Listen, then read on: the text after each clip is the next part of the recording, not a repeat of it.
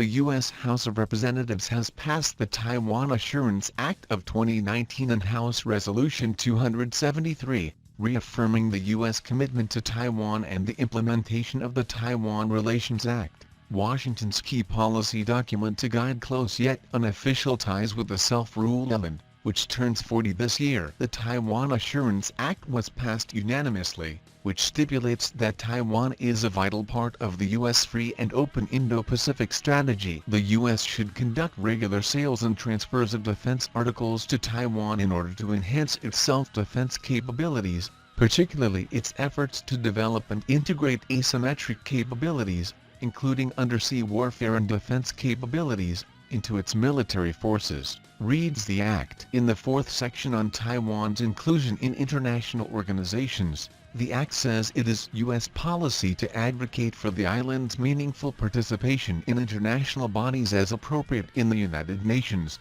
the World Health Assembly, the International Civil Aviation Organization as well as Interpol. It is also U.S. policy to advocate for Taiwan's membership in the Food and Agriculture Organization, UNESCO and other international organizations for which statehood is not a requirement for membership.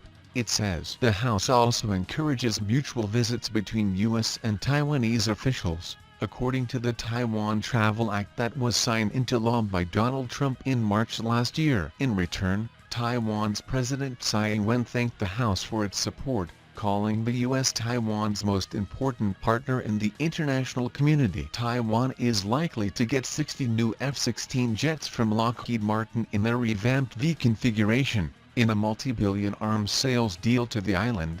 That will be the largest of its kind in almost 3 decades. Taiwan breaks ground for first submarine shipyard. President Tsai Ing-wen hosted a groundbreaking ceremony for Taiwan's first shipyard site in Kaohsiung for self-built submarines, stressing that she is determined to strengthen the island's defense autonomy. Tsai announced the launch of a program in 2017 for the development of submarines made in Taiwan, but the move has faced criticism from rival China as well as opposition parties, which say it is too expensive. Construction of the shipyard is due to be completed by late next year. Taiwan plans to produce 8 diesel submarines, and to have its first self-built submarine in operation by 2024. The program is being jointly conducted by the Navy, the National Chung-Shan Institute of Science and Technology and a shipbuilding company, CSBC Corporation Taiwan. Tsai has made reviving Taiwan's domestic arms industry a priority for her administration. Construction of the shipyard is due to be completed by late next year. Indian Navy ships sail through South China Sea with four-nation flotilla. 2 Indian Navy ships were part of a flotilla also comprising vessels from the navies of Japan, Philippines and the U.S. that sailed through the South China Sea. In a statement,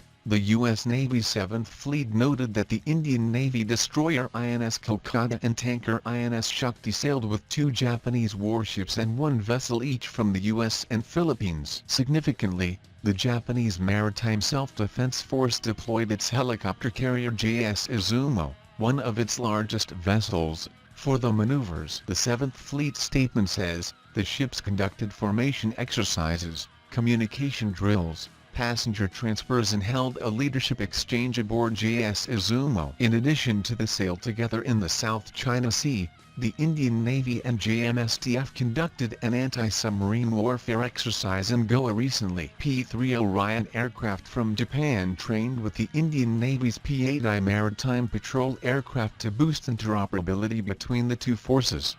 Thanks for watching. Please like, share, and subscribe. If you like the channel and want to support, please support on Patreon or PayPal. The details are given below in the description.